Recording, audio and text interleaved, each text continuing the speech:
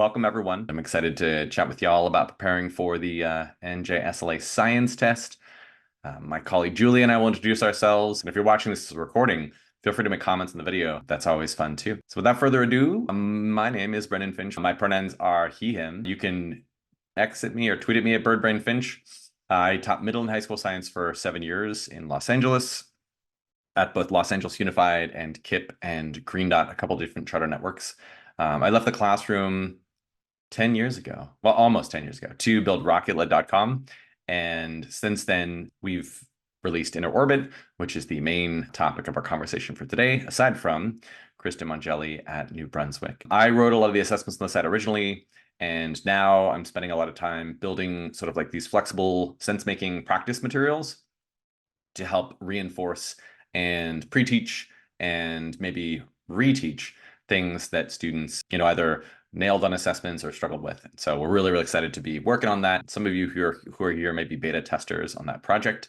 And if you're not, but you're like, hey, that sounds cool, then send me an email.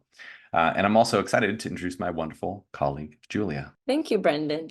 So my name is Julia Mota. I used to be a teacher for kids in the elementary level, and then a tutor in the Dominican Republic, which was very, very fun. And then I've been building materials to support teachers and districts with NGSS implementation for the last 2.5 years with Inner Orbit. And I am now Inner Orbit's district engagement manager. So if you want to talk to me about a pilot, or if you want to try Inner Orbit on your own, please feel free to shoot me an email and I can help you with that. Wonderful. Thanks, Julia. And you want to talk to Julia. She's awesome. She's got lots of cool stuff to say. Anyways, let's dive into our session for today. We like to have agendas and objectives. So our objective today is to analyze some release test items and dive into resources and strategies from a partner at New Brunswick Public Schools. Shout out to Kristin Mongelli to help practice and prepare for the NJSLA-Science test. That's the NJSLA-S for those of you who like acronyms. We're going to be here for about 60 minutes. It's possible we'll finish early, but probably not, I'm going to be honest. So if you have to run, we are recording this session. We will be sending out the recording either tomorrow or Monday. So just look for it in the next couple of days to come out. Sometimes it takes longer to process and edit than we like. We're going to start out looking at some release test items. I'm going to talk about, I wanted to sing that changes, but it's challenges. That doesn't work. Anyways, so Kristin Mongelli is going to talk about some challenges that they had around assessing and preparing for the NJSLA-S. Then we'll talk about ways to scaffold up to 3D questions. I think, and a big part of that is also going to talk about multilingual learner access. So our view around scaffolding focuses more around how can we leverage dimensions, and her, through her context, scaffolding is really focused on giving access to students who speak lots of different languages. We'll go over some Inner Orbit items and how those might be helpful there. And then Kristin's going to talk a little bit more about what tools have been the most helpful as well. And then Julia is going to walk us through how we might use phenomena for test prep. And that's not what you think. It's not just a, like quick little right before the test, do this thing. And, like test graders hate this. It'll be like, like this is stuff that you do all year long to provide better access to teachers and students. So using phenomena through a unit, some daily do nows, and some SCP practice problems, which are all code names for things that we provide and we would love to help you with if we don't already. If you have questions, if you're watching this as a recording, write those in comments and we'll respond to you. All right, let's get started. Should we get started, Julia? Yeah. Let's do it. Okay, let's do it. All right. So Inner Orbit, really quick, if you don't know what we are. So Inner Orbit is essentially a phenomena, and we also do other things. But we take these things that happen in the real world, make them bite-sized, and allow students to apply their learning to these novel specific things. We want students to use their knowledge, the DCIs, the SEPs, those science skills, and the cross-cutting concepts, kind of lenses students use to analyze new things, novel phenomena they've never seen. So we have around 10,000 items on the site, and we're writing lots more in the coming months, which is really exciting. And we're building informal practice for this as well. So there will be lots of ways for students to go on an orbit and practice looking at new things and applying their knowledge from what they learned. And that knowledge is applied through questions right now. Well, the answers to those questions where students will select choices. We have multiple choice and free response questions and drag and drop. And we're building multi-select soon, which is exciting. But those questions are very, very specifically geared towards really, really specific parts of the standards. And in the reports, you get to see what parts of the standards those questions were geared towards and how students performed on those. And so let's say we ask questions about developing these models and you want to know exactly what students were developing models with, then you'll get a breakdown of specific pieces of developing these models at either the 3-5 or the 6-8 grade level band and tell you where students are being successful and where you can lean in, or areas where students need more support and where there's work to be done, which is great. Awesome. And so if you want to try InterOrbit out and look at these reports for your students, your teachers, or your entire district, then you're welcome to do that. We offer free pilots. We'd love to set you up and have you try it out. All right, awesome. Now to dive into our practice item, some examples and some analysis, and also Kristin Mongelli.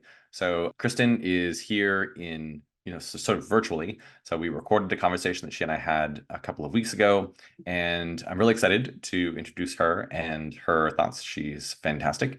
She is the 612 Supervisor of Science for New Brunswick Public Schools. While you listen to this clip from our interview, I want you to think about the following things. What information were they looking for visibility on? How is New Brunswick addressing issues with access? And then what barriers were holding students back?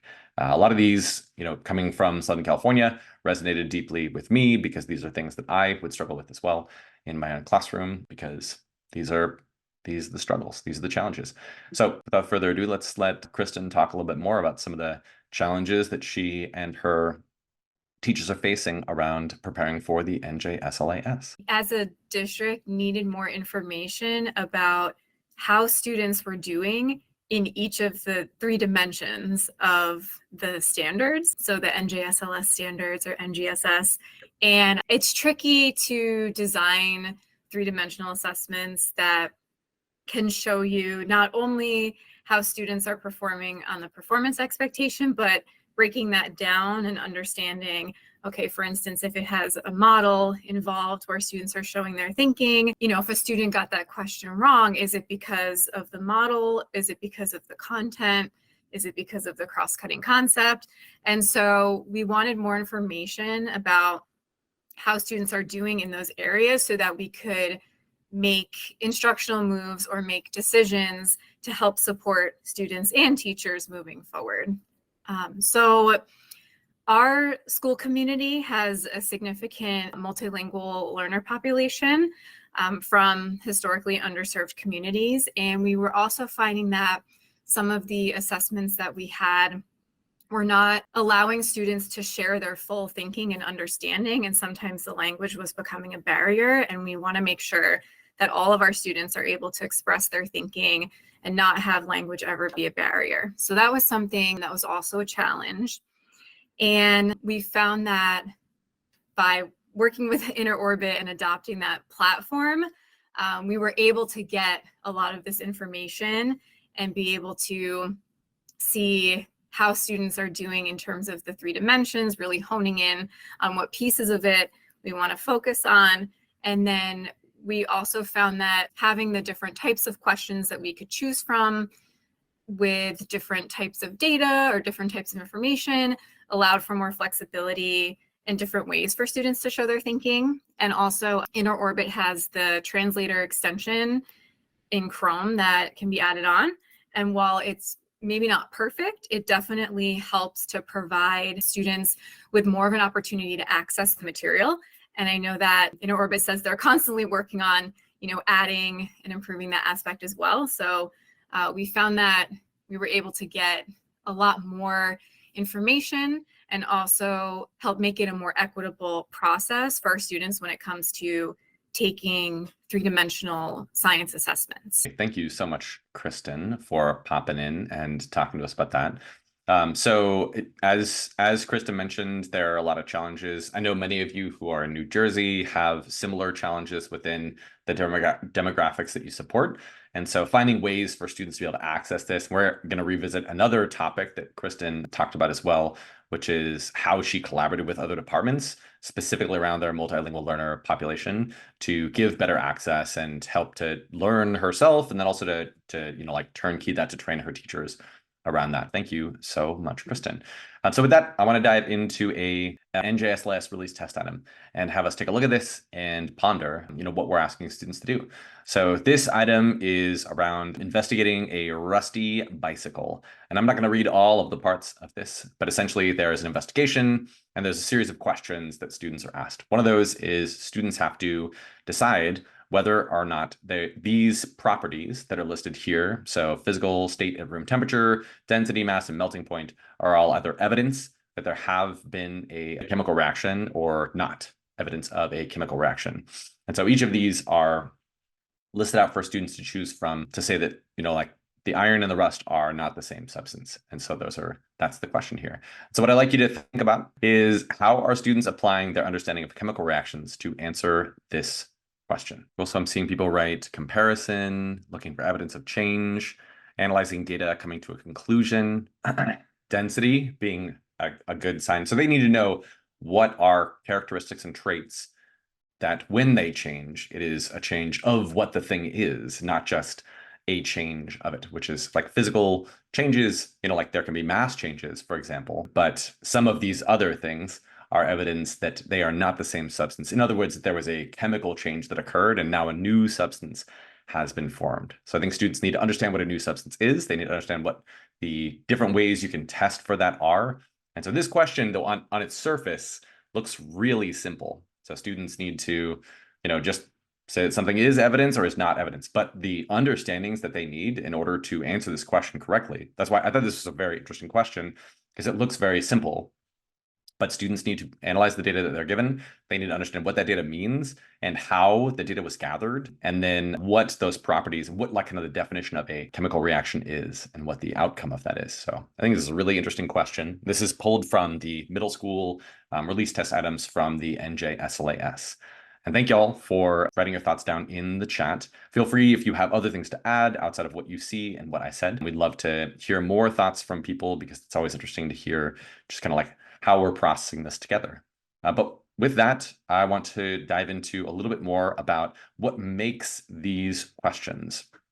And so we're going to talk about what 3D standards are. So this task is centered around and, built from the performance expectation MS-PS 1-2.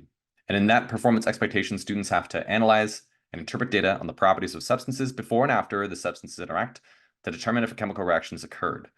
So they need to be able to analyze and interpret data really specifically to look at similarities and differences in findings. That's the science and engineering practice.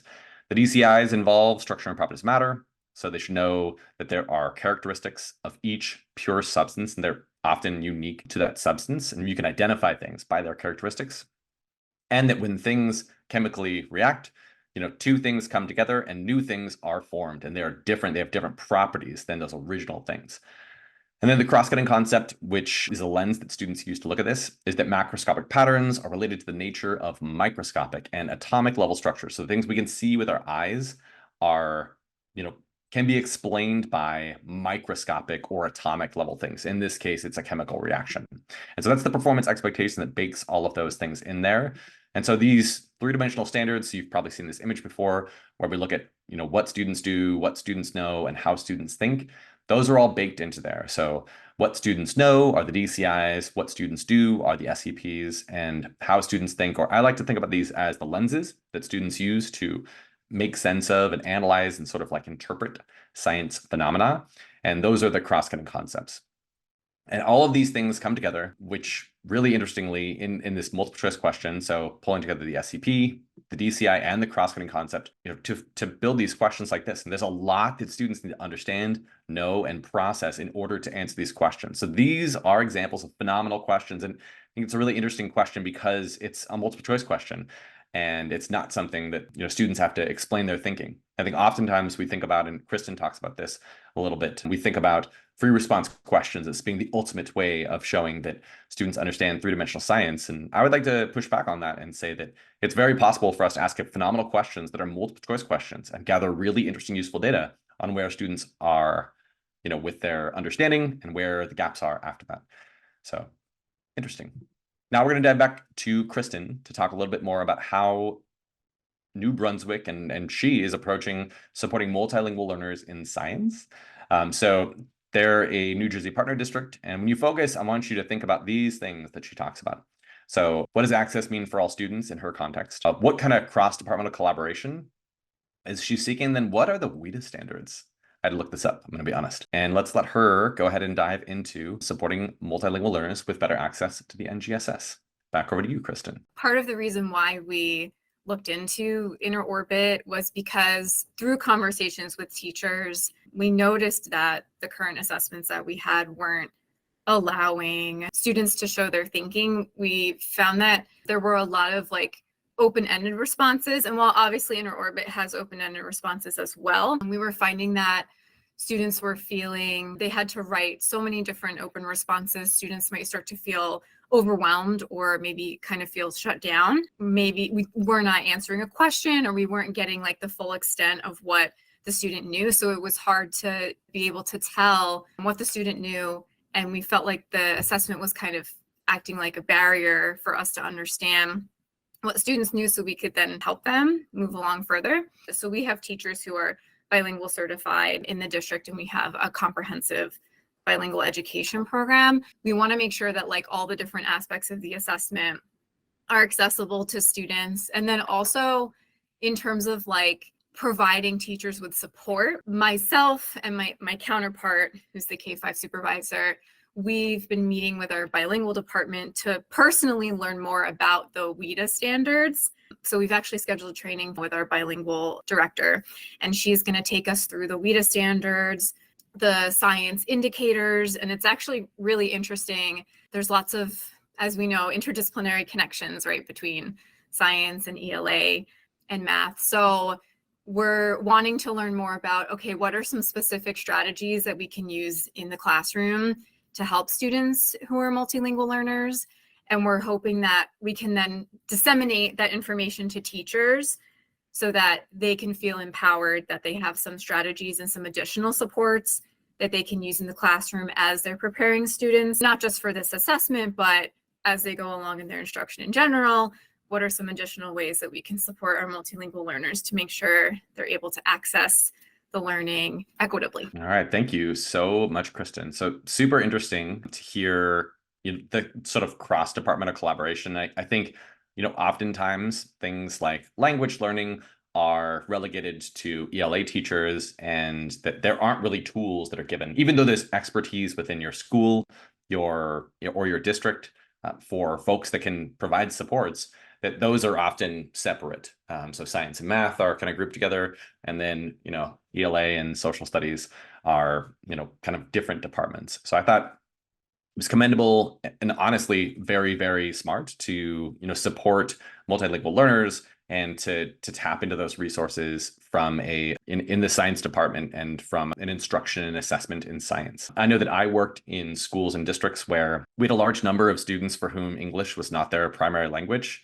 And it was really difficult for us to provide access to students because we weren't given as much of the training that we needed for that, because I was a physics teacher or a bio teacher. And so they took me to trainings for bio and for physics and for labs and things like that. Whereas having access to language would have been a very helpful thing. So I admire how New Brunswick is pushing this and focusing in on these cross-curricular standards to give access to students in instruction and assessment. So I love it, and I hope it's helpful for y'all to look at that as well. So with that, let's talk about scaffolding from representation to sense making. We're going to shift from Kristin's focus in these last two pieces of sort of her conversation with myself.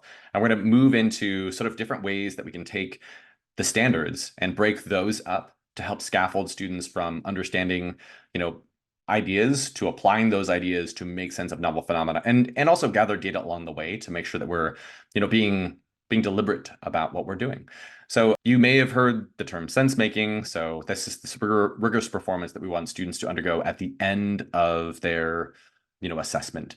Students should use knowledge through the lens of the cross-cutting concept and the SCP to explain why or how something is happening.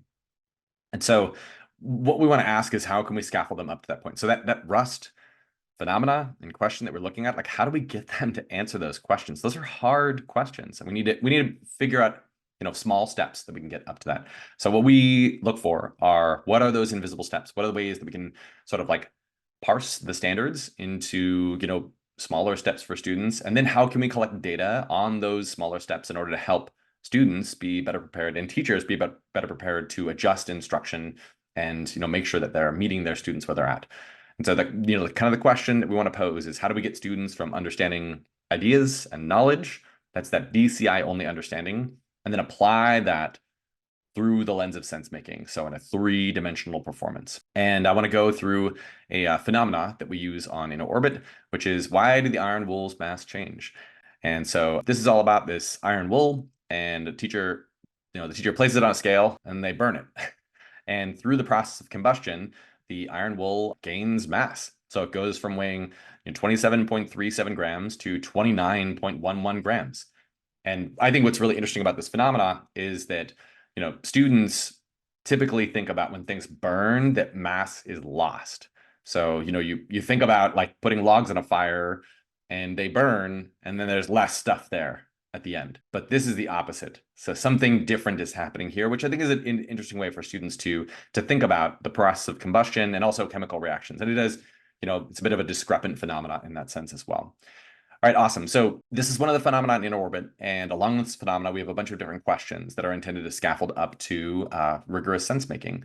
So we have some questions that are free response questions. We call these sense making questions. And this one is looking at the physical properties of iron wool before and after burning. And so the question asks students, so review the data table and then write a scientific explanation that explains why the iron wool's mass changed. Make sure you make a claim about where the additional mass came from, describe the specific change in mass, provide evidence of any physical or chemical changes that occurred, and explain what the evidence tells us about the type of change that occurred. So as Kristin mentioned, so these free response questions are intended to be the most rigorous version of the standard. And if we hold students up to this level of rigor, then answering that question that we see on the NJSLA-S is going to be a piece of cake. But now we want to get students up to this level and gather some data on those things. So instead of asking these three-dimensional questions, we like to think about ways we can bridge the gap, which often are through two-dimensional questions. So we can ask questions about the DCI and the cross-cutting concept only, or ask questions about the DCI and the SEP. And in that way, sort of parse the standard apart and say, okay, maybe it's the cross-cutting concept you're struggling with, or the SEP, or maybe it's putting all three together. And that's what I need to scaffold for you in order for you to have better access to this. So let's go through these different questions that we have on the site to kind of give you an example of how we might take something like MSPS 1-2 and break it down into smaller chunks. So first we have our core content questions. So these are DCI only questions at the very, very beginning of what students need to show their understanding of. We like to think maybe we can validate that they have knowledge. And if they have that knowledge, then they're going to be able to go a little bit further with this. So the first questions that we ask, and we recommend that teachers ask, are knowledge-only questions, which only focus on the DCI of chemical reactions. So this question says, in order for the iron wool to have experienced a chemical reaction, and they just need to understand that there need to be a change, and that bonds need to form or break, and that's what's changing. So this question very deliberately only includes the DCI, and it leaves out the cross-cutting concepts and the SEPs. And it's the beginning of our scaffold. And now we want to sort of like work our way up to more complex questioning. Then we can ask questions about the content and the practices.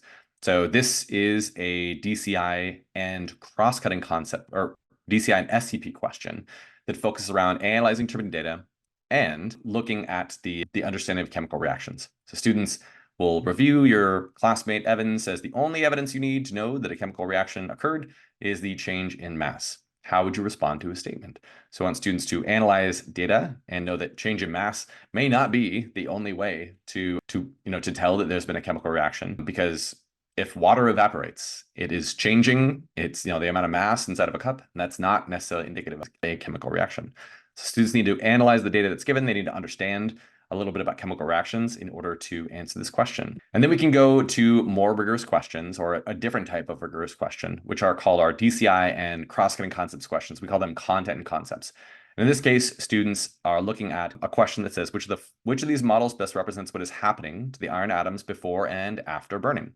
So students need to look at the microscopic patterns and the macroscopic results of that. And that's what the cross-cutting concept of patterns in this case is all about.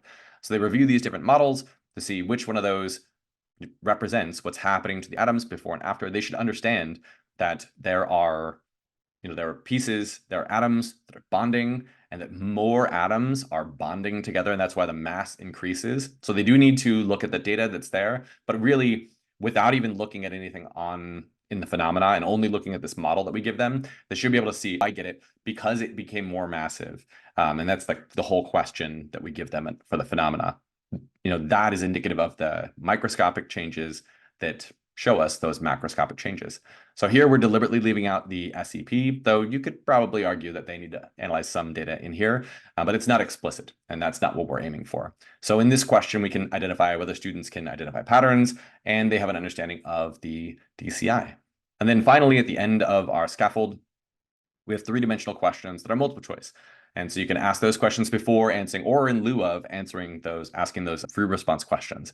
So we can say, based on the information available in your understanding of matter, what type of matter do you think is responsible for the increase in mass? So this is one of those tricky questions where it looks very simple, but students have to understand really discreetly what is happening within this chemical reaction and then apply that to what they see within the burning and then answer that question. So it gets at macro patterns, it gets at chemical reactions, it gets at analyzing that data, and all those things come together in this really simple and elegant free response or multiple choice question.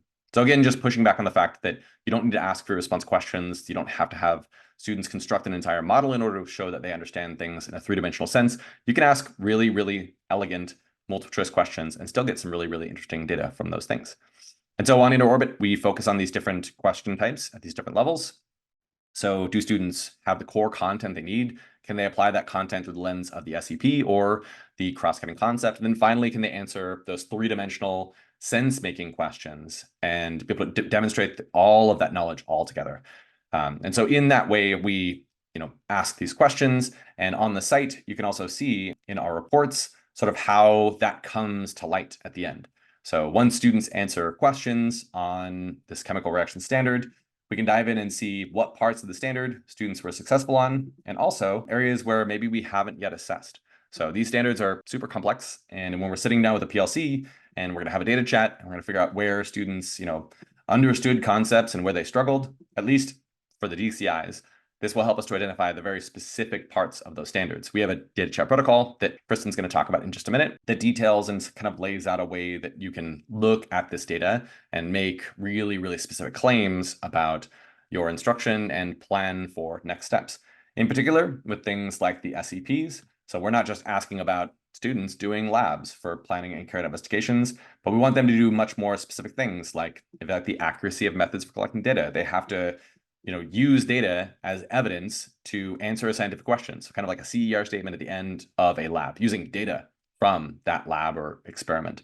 And that's pretty complex. But understanding that students need support with that, need scaffolding, or are being successful with something is really important, because then we can move on or lean into that strength or support that area where they need that support.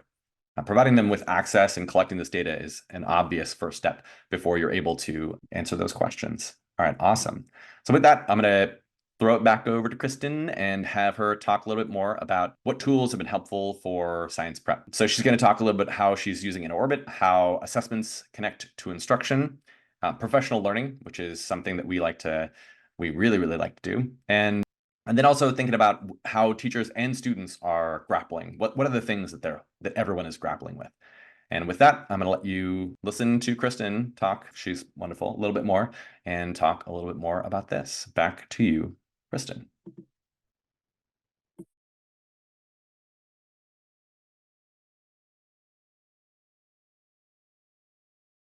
So honestly, Inner Orbit has been the most helpful tool for us to help prepare teachers and students for the NJSLA-Science.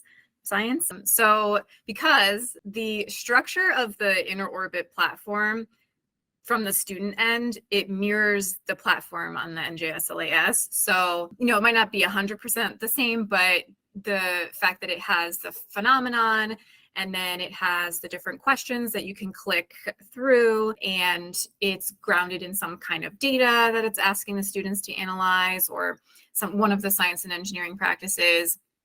And also the fact that it'll be focused on either life science, earth and space science, physical science. So I think it helps get students and teachers used to seeing, especially students get used to seeing that type of formatting. There's also taking it on the computer. So when teachers were rolling this out to students this year, they explained to their classes kind of like, why are we doing this? We're obviously not just using inner orbit to prep them for the state test, but that is part of a benefit from it, is that students won't be seeing something like this for the first time when they sit down to take the NJSLA-S. They've already experienced this all year, so it kind of takes some of that pressure off of just navigating a new platform. So like they'll already feel more confident, I hope, in being able to navigate that in general. And then I think for teachers, the structure and the formatting of the questions models what types of items students might see when they take the NJSLA-S. And so this can help teachers as they're teaching their lessons or as they're prepping students for their assessments in inner orbit.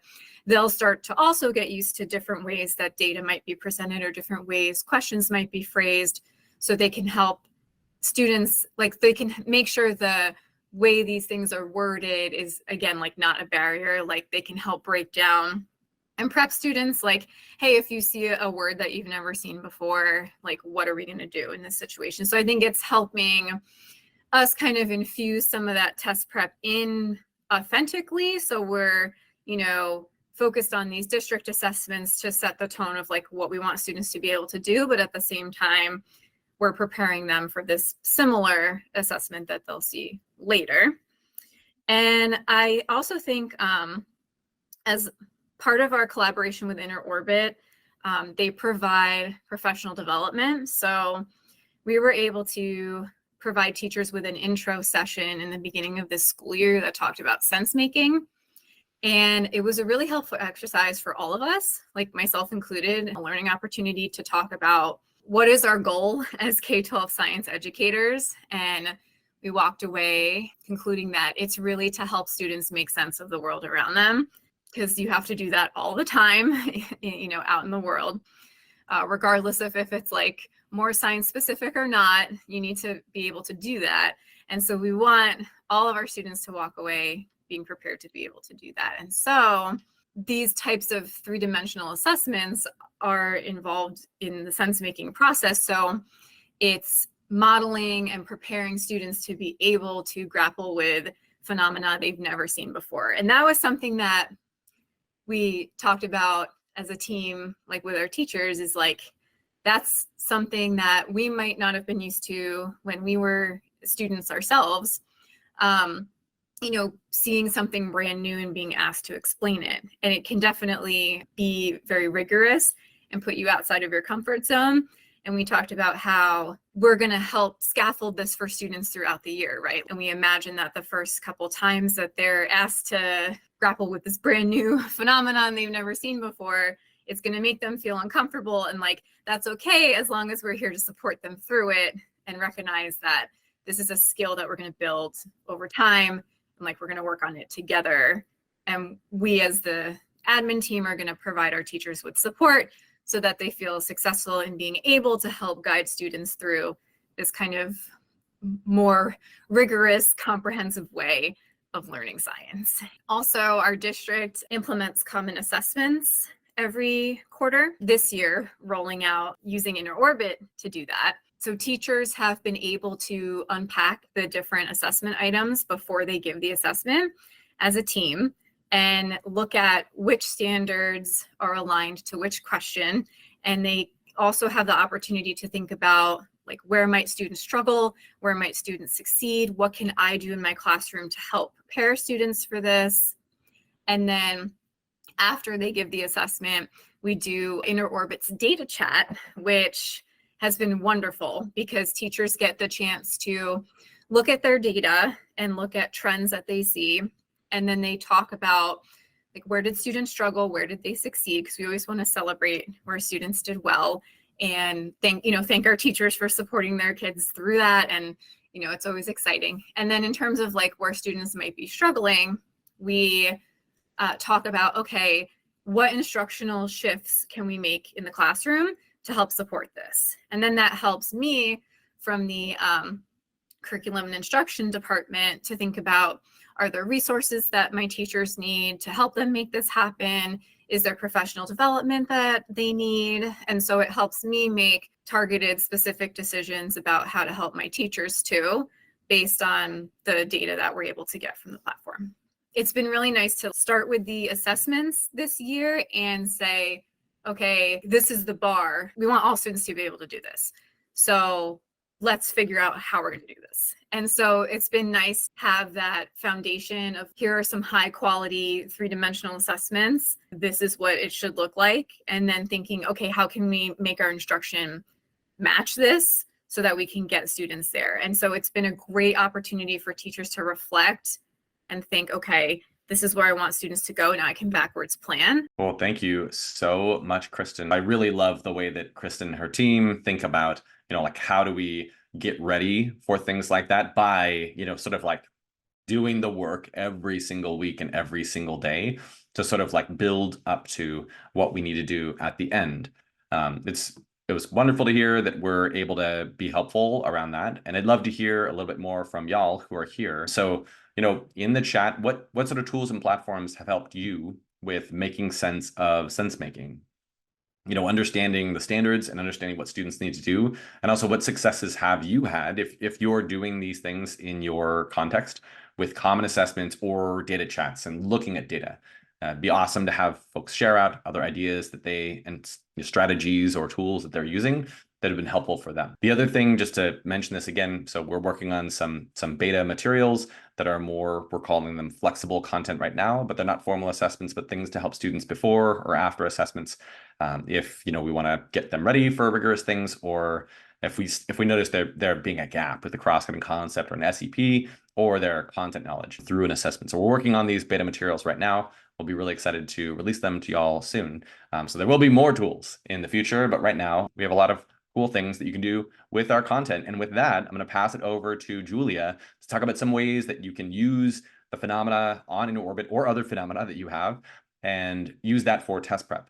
Julia, over to you. Thank you, Brendan. So now that we've gone over the different types of questions to scaffold up to sense making and some tools to analyze data, let's review some actual strategies that we could use for test prep for the school year so that our students get used to, again, transferring that knowledge to novel phenomena. So going back to our standard, which was MSBS 1-2, and just to recap, it is asking students to analyze and interpret data on the properties of substances before and after the substances interact to determine if a chemical reaction has occurred. So we've mentioned using phenomena in assessments, but how can we give students the opportunity to make sense of phenomena throughout an entire unit? And what are different types of experiences we can give them to practice for those rigorous questions? So let's look at this roadmap of phenomena, and all of these we pulled from the In Orbit website. And this is what we would use throughout this unit. So in the very beginning, we could start with this phenomena discussing how can we tell if a chemical reaction has happened in a supersaturated solution. So since we're still in the beginning of the unit, we would consider a lower stakes discussion like a whole class walkthrough. And this is all about how crystal formation may or may not be a sign of a chemical reaction. And we would include discussion questions that target the cross-cutting concepts and the SCPs for the whole class to answer together. And then moving on to the middle of the unit, we could talk about the reason why this happens when sugar burns. We could separate the class in groups to answer questions collaboratively in a printed and scaffolded group phenomena exploration. And students would discuss the changing characteristics in sugar when it is burned, as we see here in this GIF. And in this stage, students are answering rigorous questions that target the DCIs, the cross-cutting concepts, and the SCPs, but with scaffolding from their teacher and support from their group. Now, lastly, we could assess students by building a short online assessment to be administered individually, covering a glowing penny, as we can see here, and how this oxidation reaction is happening with this copper penny. And in this final part of the unit, students should be ready to engage with rigorous sense-making questions. And teachers can still provide scaffolding as needed. However, removing those scaffolds is really important for building student independence and confidence throughout this whole process of sense making. And at this point, we have plenty of phenomena for this physical science standard, but maybe our students are not there yet. And they're starting at a level where they need even more phenomena from a lower level grade to answer these questions and access these rigorous things. So what we would recommend in this situation is for you to go back from the on-grade level standard to a prior grade level standard. And in this case, we're going back a whole grade level band to this 5th grade standard, where students have to develop a model to describe that matter is made of particles too small to be seen. So we could first discuss, in this other roadmap of phenomena, we could first discuss how this liftoff is possible. And it's all about how particles of air push up this indoor skydiver, but these particles aren't visible to the naked eye. Then we could go over the reason why the sugar in candy seems to disappear when it's left in water, but the colors slowly spread throughout the dish. And then lastly, we could talk about why this foil boat is able to float on top of a very heavy gas. So just to recap on all of this and reviewing these big ideas of using phenomena throughout a unit, first of all, practice makes perfect. And we should be using phenomena throughout all units, but not only during test prep season. This is something that should be happening all year long. And using different phenomena provides more opportunities for students to model and practice transferring knowledge and sense making. And if students are struggling with phenomena targeting their grade level band, we can always lower the stakes with a prior grade to give further sense making opportunities and identify maybe possible gaps in knowledge or in skills. Another strategy we could use are daily do nows. And these are quick daily activities to review prior standards and gain experience with novel phenomena. So we would recommend building 1 4-question assessment per week, focusing on 1 performance expectation and 1 phenomena for that whole week. So for example, on Monday, students could annotate the phenomena, and each day we would use a question that would build in rigor to scaffold students to this rigorous 3-dimensional question by Friday. So they would not only submit the assessment until the end of the week, but we could choose to review questions with students each day or at the end of the week if it's possible. And then we have our phenomena transfer stations. This is another way that we could use this transferring and scaffold this transferring process. So this actually came from our work with one of our partner districts in Maryland, where a teacher would print out summative assessments with different phenomena of the same standard for students to explore in groups. And a pro of this is that students can keep seeing the same ideas from different scenarios, and it sparks their curiosity and helps them make deep connections. And we would have formative questions to scaffold students up to a rigorous sense-making question. And some things to consider is that in groups, these teachers can assign roles. So someone can read the phenomena, the other person can be the recorder, the other one can find evidence and be the fact checker. So each student would have a role. And we would also recommend that students need to have a little bit of preparation before they're ready to put their hands together. So maybe this is best used at the end, towards the end of the unit.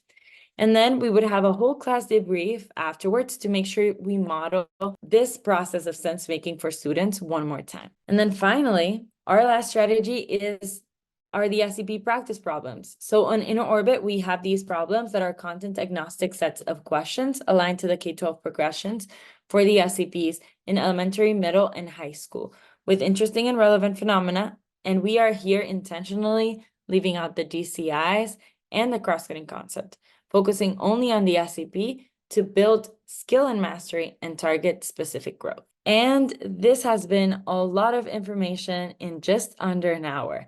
So I'm going to pass it over again to Brendan to wrap us up and for some next steps. Thank you so much, Julia. That was awesome. Just to note, those SCP practice problems, we recently rewrote all of them. And so we're releasing brand new problems that are even more aligned than the problems were prior. So if you tried those before, there are new ones coming out in the next week, and you should go check those out.